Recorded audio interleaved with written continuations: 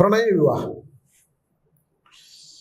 പ്രണയിച്ച് വിവാഹം കഴിക്കുന്നവർ ഭീകരമായി തല്ലിപ്പിരിയുന്നു.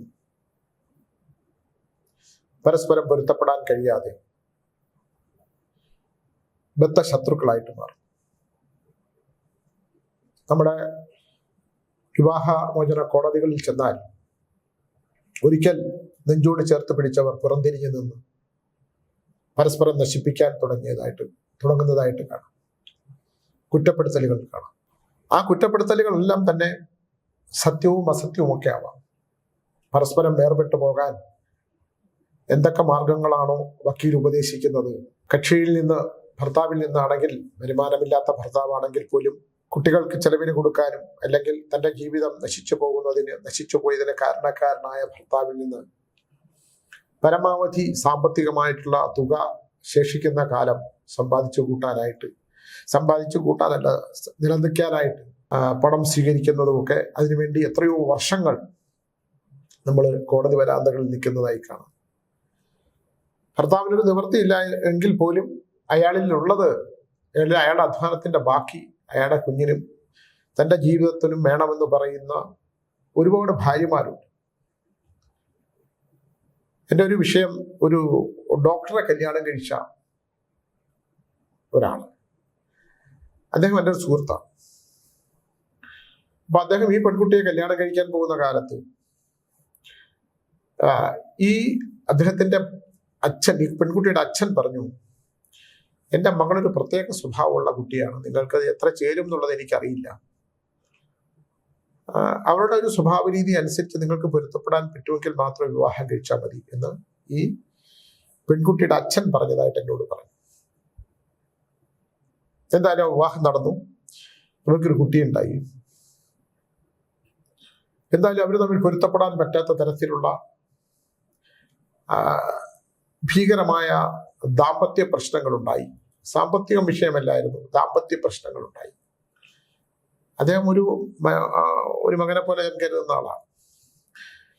ഇദ്ദേഹത്തിന് വിവാഹമല്ല, ആ ഭാര്യയല്ലായിരുന്നു പ്രശ്നം, മകളുമായിട്ട് ഭീകരമായിട്ടുള്ളൊരു ബന്ധമുണ്ടായിരുന്നു. ഈ സ്നേഹബന്ധം. കൊച്ചുകുട്ടിയാണ്, അയാൾക്ക് കുട്ടിയെ കാണാൻ ജീവിക്കാൻ പറ്റില്ല, അത്ര അടുപ്പമാണ് അവർ തമ്മിൽ. ആ കുട്ടിയെ കാണാതെ അയാൾക്ക് ജീവിക്കാൻ പറ്റില്ല. എപ്പോഴും കുട്ടിയുടെ ഫോട്ടോകൾ നോക്കിയിരിക്കുകയും കുട്ടിയുടെ കളിപ്പാട്ടങ്ങൾ വാങ്ങിക്കൊടുത്ത കളിപ്പാട്ടങ്ങളെ സ്നേഹിക്കുകയൊക്കെ ചെയ്യുന്നു. ഈ കുട്ടി അമ്മയുടെ കൂടെയാണ്. എന്തായാലും കേസിന്റെ ഒരു അവസ്ഥയിൽ നിൽക്കുമ്പോഴാണ് എന്നെ കാണാൻ പറ്റുന്നത്. ഞാനിത് വേർപെട്ടു പോകും എന്ന് കേസിലാകുന്നതിന് മുമ്പ് തന്നെ, ഈ ദാമ്പത്യം ഇവരുള്ളപ്പോൾ തന്നെ എന്നെ കാണാൻ വരുമ്പം നിങ്ങളുടെ വിവാഹ ജീവിതം പ്രശ്നമാകുമെന്നും ഇത് ദാമ്പത്യത്തിൽ പ്രശ്നമുണ്ടായി കുട്ടി നിങ്ങളുടെ ആ ഭാര്യ വിട്ടിട്ട് പോകും എന്ന് ഞാൻ വളരെ മുമ്പ് തന്നെ ചാലക്കുടിയുടെ ഓഫീസ് ഉണ്ടായിരുന്നപ്പോൾ ഞാൻ പറഞ്ഞിട്ടുള്ളതാണ്. എന്തായാലും ഇവർ തമ്മിൽ ബദ്ധശത്രുക്കളായി. ഇയാളെ സംബന്ധിച്ചിടത്തോളം ആ മകളോടുള്ള അയാളുടെ സ്നേഹം ഞാനത് മുമ്പിൽ കാണുന്നതാണ്. അയാൾക്ക് ആ കുട്ടിയില്ലാതെയൊക്കെ ജീവിക്കാൻ പറ്റും, ആൾ മരിച്ചു പോകും, അത്ര സ്നേഹമാണ്. ഇവരാകട്ടെ ഇയാൾക്ക് ഈ കുട്ടിയോടുള്ള സ്നേഹം അറിയാമെന്നുള്ളത് കൊണ്ട് തന്നെ വിട്ടുകൊടുക്കാൻ തയ്യാറാവത്തുമില്ല. എന്ത് പറ്റിയെന്ന് പറഞ്ഞാൽ, കോടതിയിൽ ജയിക്കാനായിട്ട് ഇദ്ദേഹത്തിന് മെന്റലി പ്രശ്നമുണ്ടെന്ന്, ഇയാൾ ഭ്രാന്തിന് മരുന്ന് കഴിച്ചതാണെന്നൊരു സർട്ടിഫിക്കറ്റ് ഹാജരാക്കി. അത് വലിയ അബദ്ധമായി. കൊടുത്ത ഡോക്ടർ പെട്ടു. ഇയാൾക്ക് മെന്റലി ഒരു പ്രശ്നമില്ല എന്ന് പ്രൂവ് ചെയ്യപ്പെട്ടു. വല്ലാത്ത ഇവിടുത്തെ മെഡിക്കൽ ഡിപ്പാർട്ട്മെന്റൊക്കെ അതിനകത്ത് ഇടപെട്ടതാണ്, മെഡിക്കൽ അസോസിയേഷനൊക്കെ. ഭ്രാന്തില്ലാത്ത ഒരാളെ ഭ്രാന്തുണ്ട് എന്ന് കോടതി മുമ്പിൽ അവതരിപ്പിച്ച ഡോക്ടർ ഈ ഭാര്യയും കുടുങ്ങി. വളരെ കാലത്തെ കോടതി വ്യവഹാരങ്ങളിൽ പെട്ടത് കിടക്കുകയാണ്. ഈ അടുത്ത കാലത്ത് അദ്ദേഹം പെൺകുട്ടിയായിട്ട് ബന്ധിച്ചു. ഞാൻ കാണുമ്പോൾ കുട്ടി ചെറുതായിരുന്നു, ഇപ്പൊ കുറച്ചുകൂടെ വലുതായി. ആ മോളെയും കൊണ്ട് വന്നിരുന്നു. യഥാർത്ഥത്തിൽ രണ്ടുപേർ തമ്മിൽ പിരിഞ്ഞു കഴിയുമ്പോൾ നമുക്ക് മനസ്സിലാക്കാൻ പറ്റാത്തൊരു കാര്യം ഈ കുട്ടികളുടെ മാനസികാവസ്ഥയാണ്. അച്ഛനും അമ്മയുടെയും ലാളനയോടുകൂടി ഒരുമിച്ച് വളരേണ്ട ഒരു കുട്ടി ആ ലാളന നഷ്ടപ്പെടുമെന്ന് മാത്രമല്ല, അച്ഛനോടുള്ള സ്നേഹവും അമ്മയോടുള്ള സ്നേഹവും ഇതെന്താണെന്ന് പരസ്പരം ഈ കുട്ടിയുടെ മസ്തിഷ്കത്തിന് താങ്ങാൻ പറ്റുന്നതാകണ്ടേ. അച്ഛനോടുള്ള എനിക്ക് വളരെ വ്യക്തമായ അടുപ്പുണ്ടായിരുന്ന ഒരു മനുഷ്യനാണ്. അപ്പൊ ഈ അമ്മയോടുള്ള നിർബന്ധപൂർവ്വം ഭർത്താവിനെ തോൽപ്പിക്കാൻ കുട്ടിയെ ഉപയോഗിക്കുന്ന അമ്മ, കുട്ടിയുടെ ഇഷ്ടങ്ങൾക്ക് തടസ്സം നിൽക്കുന്ന അമ്മ, അച്ഛൻ എല്ലാ ഇഷ്ടങ്ങളും സാധിച്ചു കൊടുക്കുന്ന കുട്ടി. അപ്പൊ ഈ കുട്ടിക്കുണ്ടാകുന്ന മാനസികമായ ഒരു വലിയ തകരാറുണ്ട്. എൻ്റെ കാര്യം എടുത്ത എൻ്റെ കപടസന്യാസി ഒരു ആത്മകഥ വായിച്ചാൽ, ഞാൻ ആദ്യം വിവാഹം കഴിച്ച ആളാണ്. എനിക്ക് 2 കുട്ടികളുണ്ടായിരുന്നു.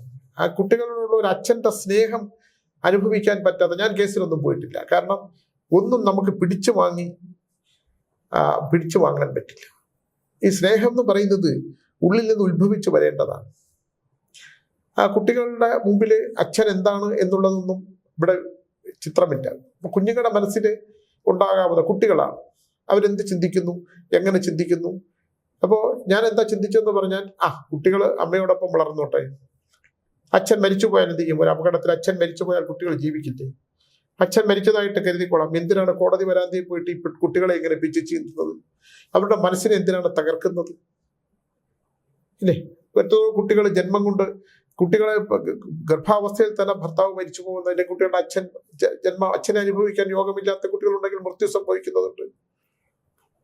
അപ്പൊ അതുകൊണ്ട് ഞാനത് വിട്ടുകൊടുക്കുക ചെയ്തു. അത് അവരുടെ ഇഷ്ടമാണ്. ഇന്നത്തെ ലോകത്തിന്റെ ഒരു അവസ്ഥ അനുസരിച്ച് കുട്ടികൾക്ക് എപ്പോഴെങ്കിലും നമ്മൾ ജീവിച്ചിരിപ്പുണ്ടെങ്കിൽ, ഇങ്ങനെ എനിക്കൊരു അച്ഛനുണ്ടായിരുന്നു, എൻ്റെ സൃഷ്ടിയുടെ കാരണക്കാരനായ ഒരു അച്ഛനുണ്ട്. അച്ഛനും അമ്മയും തമ്മിൽ ഭയങ്കര പ്രശ്നമുണ്ട്, പക്ഷെ ഞങ്ങളുടെ അച്ഛനാണ്, എൻ്റെ അമ്മയാണ് എന്ന് തോന്നുന്ന വിധത്തിലുള്ള കുട്ടികൾ ഉണ്ടായാൽ അത് അനുഭവിക്കാൻ പറ്റും. ഇല്ലെങ്കിൽ കുട്ടികളെ അനുഭവിക്കാൻ യോഗമില്ല, ഭർത്താവിനെ അനുഭവിക്കാൻ യോഗമില്ല, ഉണ്ടായ സ്വത്തുക്കൾ അനുഭവിക്കാൻ യോഗമില്ല. യോഗം എന്ന് പറയുന്ന ഒരു വലിയ ഘടകമുണ്ട് ഇതിനകത്ത്. എന്തിനും നമുക്ക് യോഗമുണ്ടോ എന്നുള്ളതാണ്. ഇപ്പൊ ഞാൻ പലരുടെയും നോക്കുമ്പം ഈ യോഗമുണ്ടോ, നിങ്ങൾക്ക് ഈ സമ്പത്ത് അനുഭവിക്കാനുള്ള യോഗമുണ്ടോ? ഈ സമ്പത്ത് ആരുടെ സമ്പത്താണ്?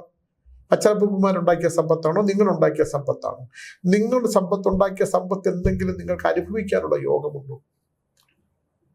ഈ യോഗം, ഈ അനുഭവയോഗം നമ്മൾ തിരിച്ചറിഞ്ഞാൽ, യോഗമില്ലെങ്കിൽ പിന്നെ പൂജ പരിഹാരങ്ങളൊന്നും കാര്യമില്ല. അപ്പൊ നമുക്ക് ജീവിക്കാനുള്ള, ഒരുമിച്ച് സ്നേഹിച്ചു മരിക്കാനും, എനിക്ക് സ്നേഹം അനുഭവിച്ചു മരിക്കാനുള്ള യോഗമാണ് പ്രധാനം. ആ യോഗം ഒരിക്കലും പൂർണ്ണമാകാറില്ല. എല്ലാവർക്കും എന്തെങ്കിലുമൊക്കെ ബാക്കിയുണ്ടാകും.